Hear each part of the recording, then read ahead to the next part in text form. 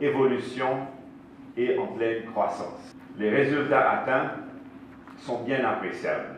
Mesdames et messieurs, la COI veut aussi faire peau neuve.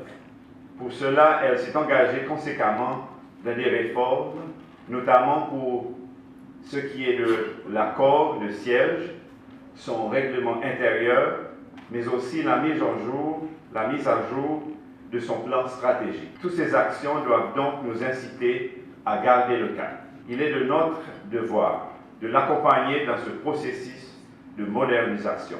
Nous devons donner à la COI un nouveau souffle et un nouvel élan, à commencer par la mise à jour de ses textes fondateurs, en particulier l'accord de Victoria, signé en 1984.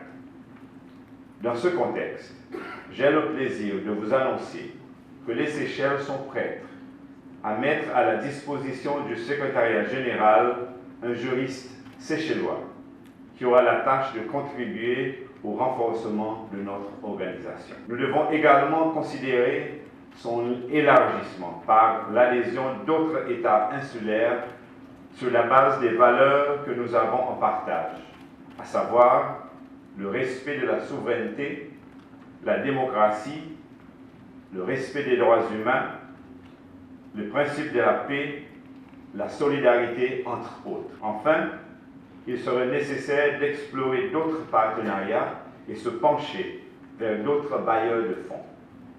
Les Seychelles comptent sur votre soutien en assumant la présidence de notre auguste organisation. Certes, les défis sont immenses, que ce soit en matière de sécurité maritime, de sécurité alimentaire, de l'économie bleue, d'énergie renouvelable ou de tourisme régional.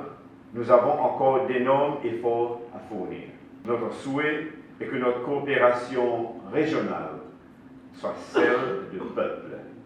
Sans revoir la structure, l'organisation de la COI, il sera difficile pour nous de faire face aux grandes ambitions qu'on a. Et je pense avoir commencé, durant ces 18 mois, donc, à parler de la nécessité à ce que la COI devienne plus que ce qu'elle est aujourd'hui, devienne un véritable instrument de développement économique, social et politique dans la région, parmi les îles. Et pour le faire, et pour briller, il nous faut donc accepter qu'il y a aussi des choses à faire qui ne plaisent pas toujours.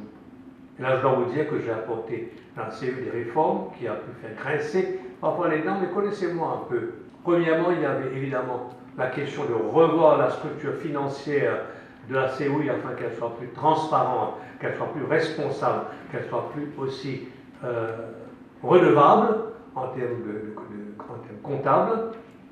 C'était quelque chose qu'il fallait faire parce qu'on ne pouvait pas envisager un avenir avec une institution qui n'avait même pas pu auditer ses comptes jusqu'à 5 ans. On l'a fait. Évidemment, la révision de la structure financière ne sera possible que si maintenant, il nous faut développer ce qu'on appelle le roadmap, développer un programme d'action dans le temps à ce que les finances de la COI deviennent totalement transparentes, quelle que soit l'institution qui veut nous financer. Et je dois dire ici que l'Union européenne a accepté donc de financer la restructuration financière de la COI et d'assurer donc à ce que la base pour l'avenir soit solide et puisse tenir l'épreuve du temps.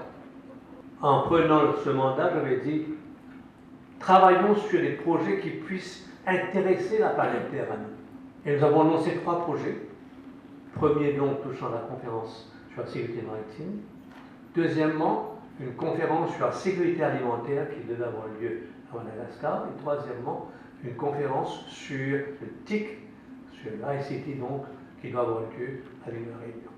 Je pense personnellement, quoi qu'il arrive, il ne faut pas que nos îles soient victimes de post-Cotonou. À aucun prix.